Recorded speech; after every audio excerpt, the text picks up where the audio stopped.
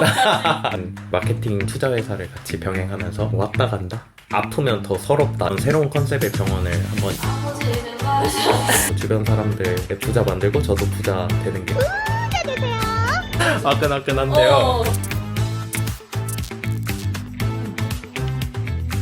하나, 둘. 네, 2043년으로 도착했습니다. 뽀로롱. 자기소개 한번 짧게 부탁드려도 될까요? 안녕하세요. 저는 이제 50대를 앞두고 있는 49살 이영민이라고 하고 현재는 마케팅 회사와 투자 회사를 같이 병행하면서 운영하고 있는 대표입니다. 와. 어서오세요. 뭔가 대표님의 그 아우라가 있어요. 되게 인자한 미소까지. 네. 오늘 함께하게 돼서 너무 영광이고요. 지난 주말에 어떻게 보내셨는지 궁금하네요. 그 하루는 제가 병원 인가를 사전적으로 받아야 되는 상황이었어가지고 그 부분 때문에 뭔가 행정적으로 처리해야 할 부분들도 많이 있고 다양한 사람들의 의견을 듣는 자리가 있어가지고 그런 것 때문에 굉장히 바빴고 그 나머지 하루는 이제 가족들이랑 또 좋은 곳을 놀러 갔거든요. 저희 양평에 있는 별장에 어머. 같이 가족들과 함께 시간을 보내고 왔습니다. 방금 병원 이야기도 해주셨는데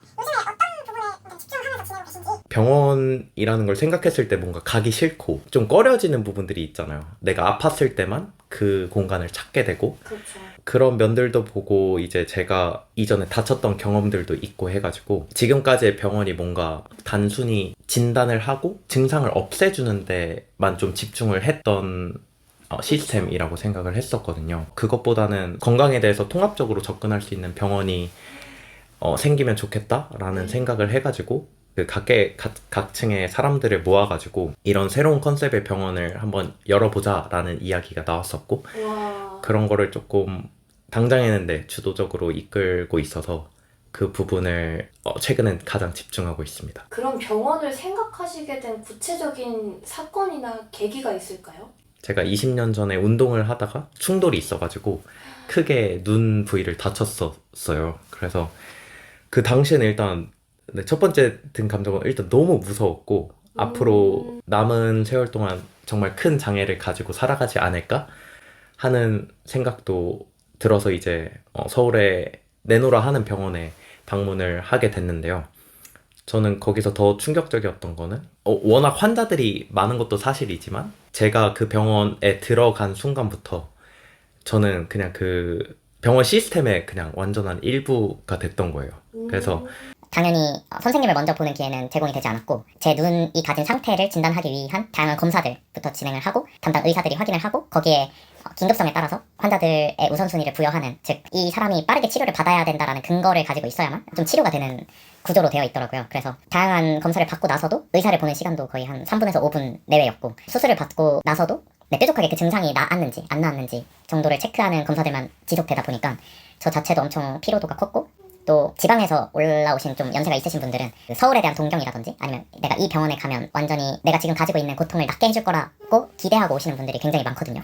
근데 이 병원에 들어왔을 때는 제가 느낀 것보다 훨씬 더 심하게 느끼셨을 거예요. 뭔가 내가 이 시스템의 일부고 뭔가 나는 존중받는 느낌이 안 든다라는 생각이 전 저뿐만 아니라 다른 누구에게도 들 수 있을 거라고 생각을 해가지고 그런 계기로 지난 20년 동안은 그런 것들을 생각만 해왔는데 요즘은 주변 사람들의 건강이 제게 엄청난 화두여가지고 제가 그 마케팅 대행사를 차리게 된 것도 주변 사람들의 성장을 마케팅적으로 조금 풀어보고 싶다라는 마음에서 하게 되었는데 그래서 어떤 제품이나 서비스에 대한 성장은 뭐 그동안 좀 충분히 이뤄온 상황인데 이제 그 다음 스텝이 뭔가라고 했을 때는 주변에 또 아픈 분들이 많더라고요. 또 마음이 잘 맞았던 분들도 돌아가시는 분들 또 조금씩 생기고 있고 그래서 뭔가 다시 삶에 대해서 생각해 봤을 때 건강이라는 게 정말 전부다라는 생각을 그런 관점에서 뭐 병원 설립이라는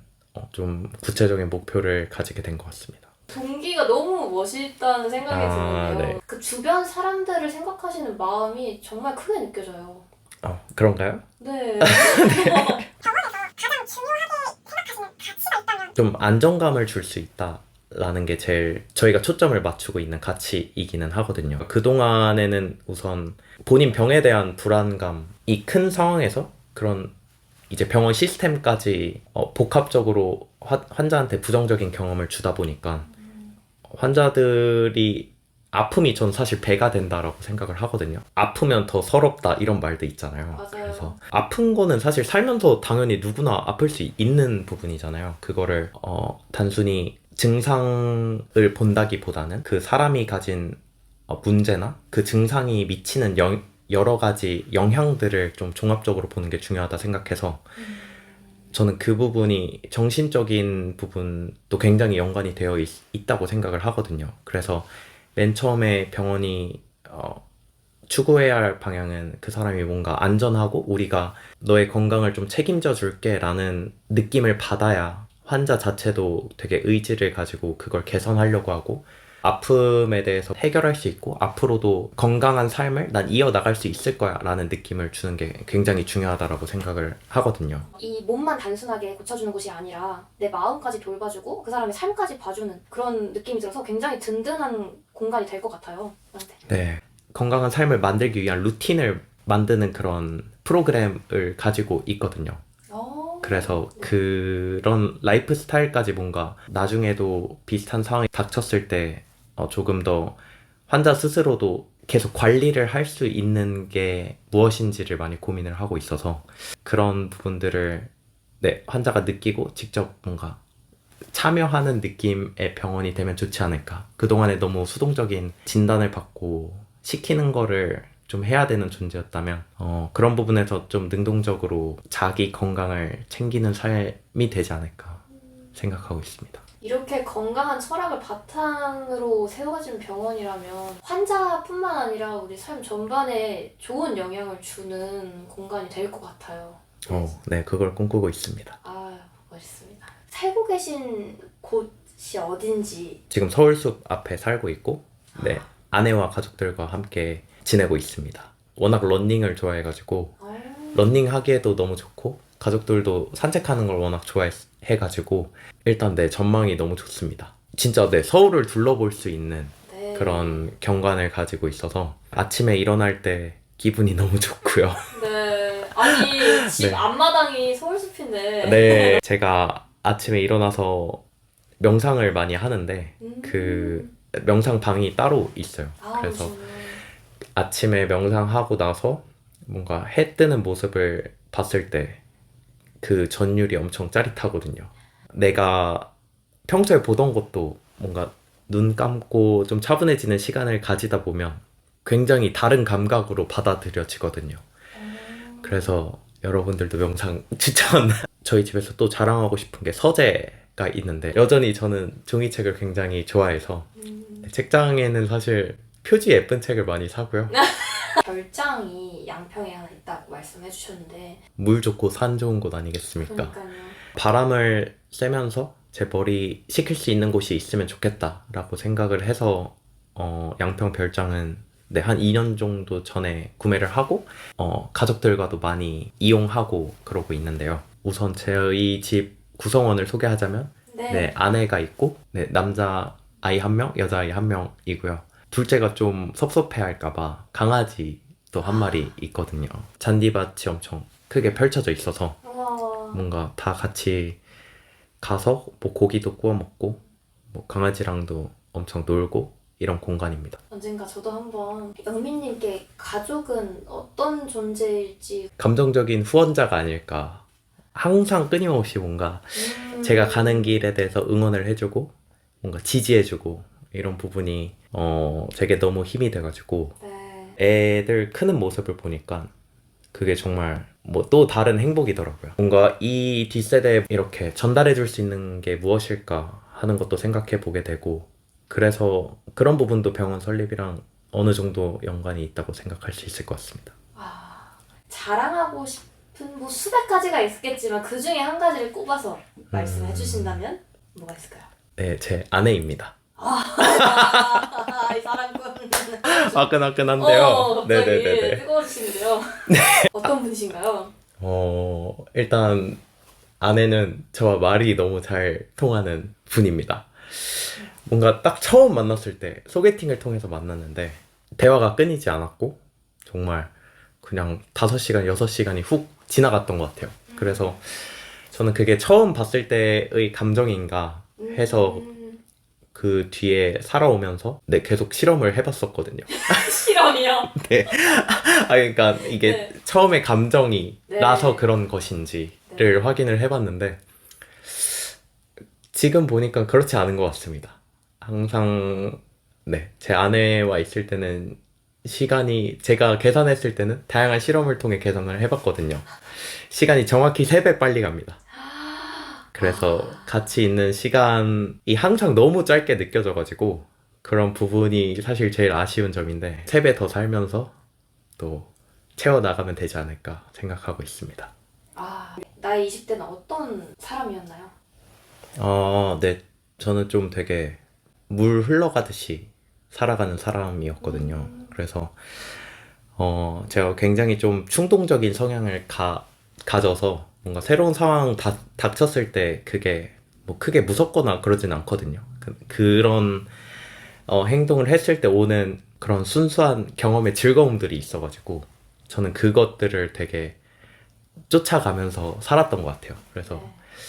뭔가 내가 안 해본 게 있으면 이것도 한번 해볼까? 뭐 저것도 한번 해볼까? 하면서 좀 다양한 경험들을 가져왔었는데요. 그런 경험들이 되돌아봤을 때 그 당시에는 너무나 좀 떨어져 있는 독립적인 경험들이었어요.